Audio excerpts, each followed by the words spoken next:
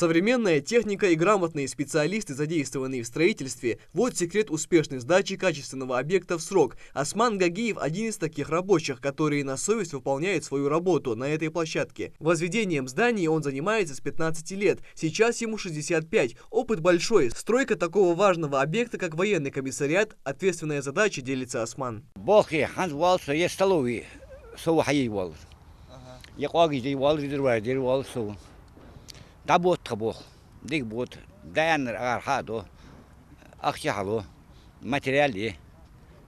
Общая площадь строительного объекта 24 тысячи квадратных метров. Проделан огромный фронт работ по подготовке основания для фундамента. Рабочие начали параллельное возведение зданий и к этому времени уже завершили большую часть монолитных работ. Сейчас частично идет процесс облицовки стен кирпичом. Коммуникации все, практически канализация, водоснабжение, тепловые сети практически везде уже проложены.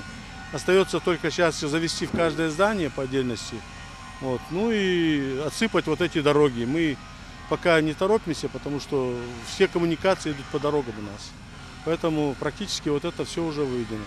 Далее здесь резервуары, 2 резервуара уже вот впереди меня тоже вот они сделаны, уже залиты практически на 120 кубов воды. Запустили стройку объекта летом прошлого года, но пандемия внесла значительные коррективы в планы строителей.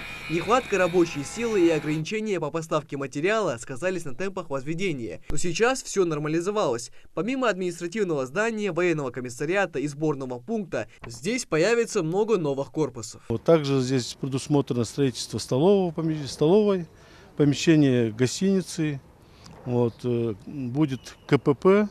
То есть с 2 сторон у нас здесь разделенная территория будет.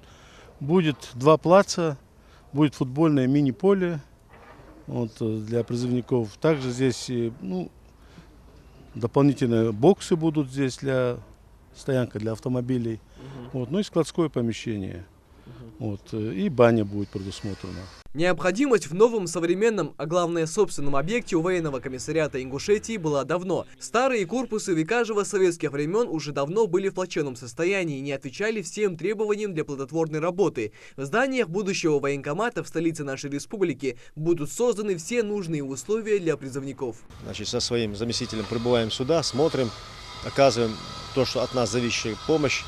Значит, то, что вот сейчас идет строительство, в принципе, все вот и стройматериал, и сами рабочие, нас это устраивает. Тот контроль, который непосредственно я веду, значит, где-то какие-то есть нюансы, тут же идут нам навстречу, устраняют. Все работы ведутся согласно графику. Новый военный комиссариат и сборный пункт позволит в разы сократить время, которое ежегодно уходит на отправку призывников. Также объект позволит создать новые рабочие места. После того, как завершат основные работы по строительству зданий, здесь начнется благоустройство территории. Асфальтирование, тротуарные дорожки, полное освещение, озеленение и большая парковка при въезде на объект. Обещают, что новый военный комиссариат заработает в полную силу уже в августе этого года. Микаил Тангиев, Исмаил Муцольгов, Новости 24.